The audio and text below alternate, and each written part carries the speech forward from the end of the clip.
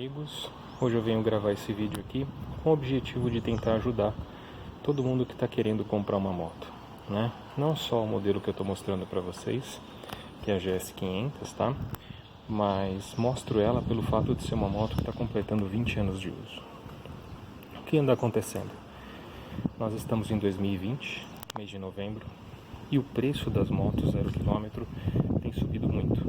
Ficou muito difícil de se adquirir uma moto, e aí as usadas começam a se tornar uma alternativa cada vez mais interessante, né?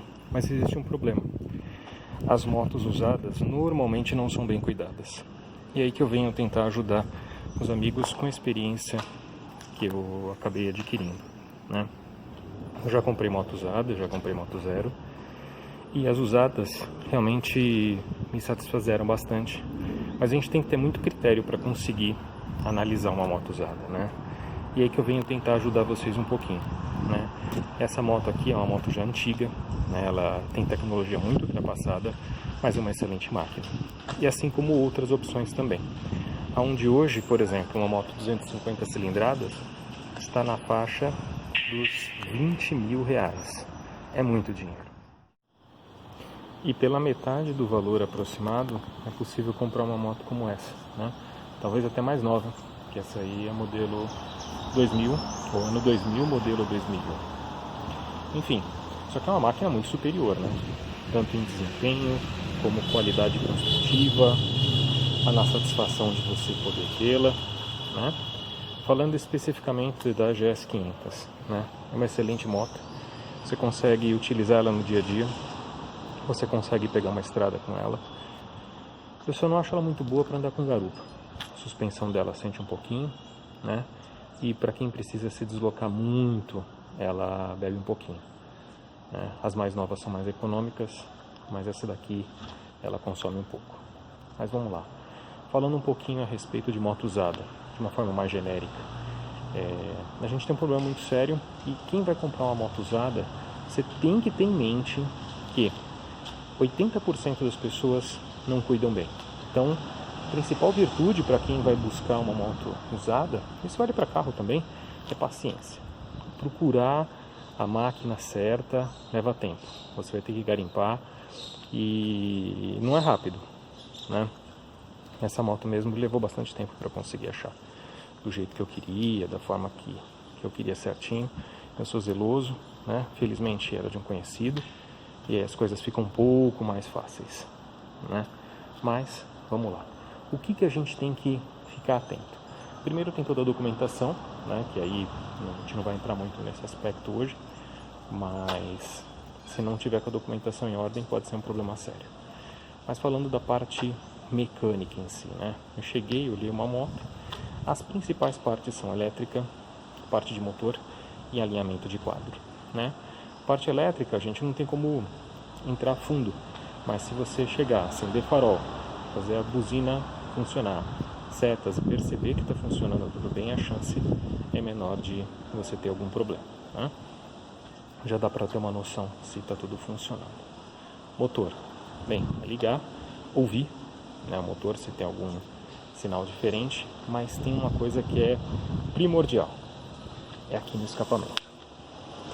Seria muito importante, ó, colocar o dedo lá dentro do escape, e tem que sair só fuligem, não pode estar melado, né? Se tiver melado, já era. Se você ligar e sair fumaça, melhor não se meter, mesmo que a pessoa explique o motivo. Pode ser só um retentor de válvula, não é um bom negócio para você fazer, né? O que mais que eu devo olhar? Eu normalmente, quando eu olho as minhas motos para fazer uma aquisição, eu começo da frente para trás da moto. Então, começaria olhando todo o aro da moto, né? Aqui verifico se não tem nenhum dano dos dois lados, né? Se não sofreu nenhuma pancada, se a roda está íntegra. Depois vou para o rolamento, né? Como é que a gente testa o rolamento? Faz ele girar, vê se não tem nenhum estalo, nenhum som diferente. Você manuseia a roda, faz a roda se movimentar, vê se não tem nenhuma folga, nenhum jogo aqui nessa parte, né? E, enfim, se ela gira normalmente, tem que rodar livre. Depois disso, freio. O disco de freio não pode ter nenhum dano, ele tem que estar com desgaste normal para quilometragem, né? Que é um outro problema também, a quilometragem, mas a gente vai chegar nisso daqui a pouquinho, tá? E a pastilha de freio. Você tem que chegar e conseguir analisar. Se você olhar por aqui, ó, normalmente a câmera talvez não capte, mas dá pra ver o desgaste dela, né? E o funcionamento, ele tem que estar sempre funcionando livre, ele tem que ser macio, né? E bem progressivo. Você dá uma voltinha com a moto, você tem que acionar o freio e ela tem que parar progressivamente. Se ela começar a dar alguns estalinhos, é porque todo o sistema precisa de lubrificação, né? Subindo um pouquinho mais, a gente chega na suspensão dianteira, aonde você deve subir na moto, frear, freio dianteiro, e fazer a simulação do movimento que a moto faz quando freia, né? E aí você vai perceber se primeiro se instala, se ela é progressiva ou se tem algum vazamento nessa parte aqui, ó. Não deve acontecer, né? Se tiver, vai ter que analisar qual é o problema que está acontecendo, tá? Se o vazamento ou o estalo, mas pode ser algum sinal grave. Bem, nós falamos da parte elétrica, farol tem que estar funcionando. Uma outra característica é o seguinte: motos dessa idade tem um pisca quadrado e o farol não é de acrílico, é de vidro, tá? Então, quem se atenta à originalidade percebe bem isso, ok? Depois disso a gente tem que dar uma olhadinha na caixa de direção aqui, ó. Você tem que chegar, fazer o quê? Verificar se a moto vai para um lado ou para o outro, principalmente se a roda traseira estiver levantada, isso dá pra gente ver melhor, tá? A gente faz e percebe que ela tem que livremente virar para um lado e virar para o outro, sem ter a tendência de ficar apontando para frente e sem nenhum tipo de trava aqui assim, né? Se tiver, sinal que precisa ser feita a substituição, tá? Bem, motor já exige mais conhecimento, seria importante levar para um mecânico, assim como a carburação. Mas o funcionamento linear dessa parte já te indica se está tudo bem. Verifique se existe filtro de ar na moto. Essa moto é um pouco difícil de ver, que o filtro de ar fica embaixo ali do tanque, né? E se os sons estão característicos, veja se tem óleo, mesmo no óleo pega, passa a mão, verifica se não tem nenhuma limalha nem nada. Normalmente a limalha costuma ficar no fundo, mas se tiver algum problema grave, você consegue identificar por aí. Dá uma olhada toda na moto, verifica se tem vazamento no motor, né? Um vazamentinho não é um problema grave, mas cabe na negociação você colocar também, né? Muito que bem. Tanque de combustível, dê algumas pancadinhas nele assim, ó, por todo ele, para você perceber se em algum ponto tem massa, né? É claro, a gente não vai só no som perceber, mas um trabalho mal feito você consegue identificar, né? Aonde quando você bate, não sei se dá para ouvir a câmera, você percebe que é de metal. Se você pegar alguma parte que é de massa, o som vai ser diferente, né? Bom, chegando na suspensão traseira, mesma coisa. Recomendo sentar no lugar do garupa, né? E fazer o funcionamento dela para verificar se tem tranco, se tem estalo, né? E se está tudo bem.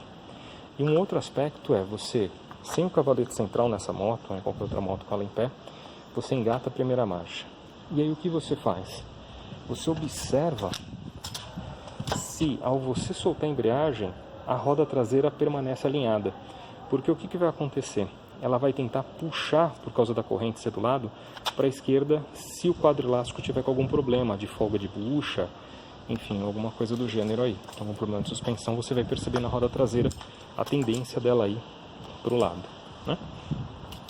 Bem, os detalhes que nós conversamos também a respeito de vazamento, verifica se não há nenhum dano naquela peça, e aí você vai para o freio traseiro, e os cuidados que eu comentei no freio dianteiro também devem ser verificados no freio traseiro, né? Então, é isso. Alinhamento de quadro, claro, tudo deve ser feito com ferramenta, mas tem uma técnica que é bem simplesinha. É o fato assim, pronto, passou a moto barulhenta, você está olhando a roda traseira, você vai mudando o ângulo para tentar enxergar a roda dianteira. Aqui não estou conseguindo fazer. Tá um pouco desalinhado. Deixa eu mexer ali. Ficou melhor. E aí, ela tem que estar, ó, isso, ó, alinhadinha com a roda traseira. Elas não podem estar em inclinações diferentes, ok? Consegue perceber lá na frente, ó? O pneu dianteiro está na mesma inclinação que o pneu traseiro. Aqui. Olha lá, ó. E esse é um principal sinal se a moto sofreu um acidente grave ou alguma coisa do gênero. Ou seja, a moto estando assim, agora sim você leva para o mecânico de confiança para não perder o seu tempo. Valeu!